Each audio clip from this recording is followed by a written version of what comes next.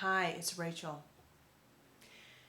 When we talk about this oneness with God, I want to clarify that we are never God. Okay? We are part of His creation, and He is always God. And you see this so clearly because as you start to seek, you learn spiritual laws, physical laws. And if you walk in harmony with those, then you see harmony and peace and joy and all these things start blooming in your life. If you don't, you see the consequences of walking outside that harmony, okay, and outside of those laws. And so sometimes people get fearful when we start talking about having a oneness with God, partaking of His divine nature, being a part of divinity.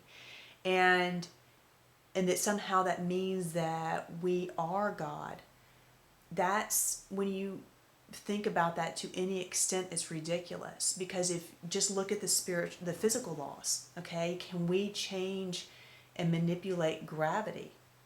If I jump off, a balcony, I'm gonna get hurt. I can't manipulate those laws. The laws of God, the absolute truths, are set and they are fixed and they are unchangeable. And so what happens is that as you start seeking God, you start becoming more and more letting go of your own will and doing things your way and doing what you want, and you start becoming much more in line of seeking and desiring to walk in what God has set and what He has designed and what He has created, because you realize that's the only way you have peace and harmony in your life. Because if you're out of harmony with those spiritual laws, your life is going to reap the ramifications and the consequences of that. Now, it's not always instant, okay? And that's where we can get into a lot of problems, is because right when we walk out of disharmony, we don't all, with a spiritual law or even a physical law, we don't always see the instant result of that, although it is starting to take effect. So it is so important to start learning, and that's what that faith journey is. I was talking about what are these truths of God that bring in this divine love, that bring in that truth, that create that harmony and that peace in your life. Because, and you have to come into accordance with those. They don't change to fit you. We have to come into accordance with them. Okay, and that's where it comes down, where you have to lay down your will, meaning, okay, I don't want to go and do my own thing, and I want to come into and learn and come into accordance what God has decreed and created and made, because it's in perfection and it is beauty. And since His main attribute and is some of all His attributes toward us is expressed in that divine love, you want to come in harmony with that, with all that He has created and established in spiritual laws, because you get more and more inflow of that divine love into your life, because you're just becoming connected to that love on every level of your life. So in every area of your life, your relationships, your work, your lifestyle, your thoughts, your hobbies, your activities, what you're focusing on, what you're watching, what you're putting into your mind, all these things, you want to come into harmony with the spiritual laws of God, so that, and then you will experience a great peace in your life, and it will create a inflow, and you will have so much more of that divine love, because in all those areas you are finding that peace with God.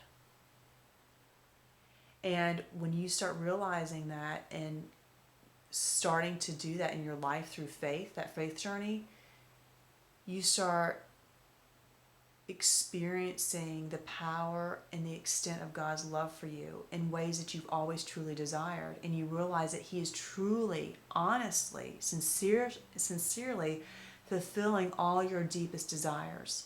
In that you find amazing contentment and satisfaction as you come into that place with Him. So it's so important to realize that whenever you're hearing about a oneness with God, that it's never that you are God, okay? Or even when you have a part of that divinity, that you are God. You are only experiencing in that connection to Him that love. But you can't exist separate from Him in that love, in all those truths. Okay? It's not possible, because that always comes from the source. He's the source, we're the receiver. But as a receiver, we can also receive it as a part of our being and give it, so that we feel that love. So it's in us because we have a oneness that's never disconnected. And that's what you learn as you really start seeking after the truth, is that God's love has always been there, and it's just you becoming aware of that and starting to get the right perceptions and understanding so that you can come in harmony, so it's always your experience.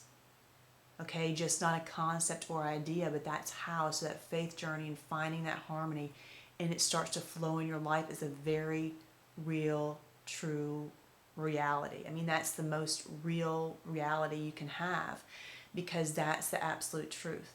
That's what's eternal. That's of God. This is a time in this earth of the beginning of our soul development, and it continues after this life. It is the most important thing that we could ever do, is to understand through our personal experiences what it means to find that unity with the Heavenly Father. And it's through those truths, and it's through that faith journey.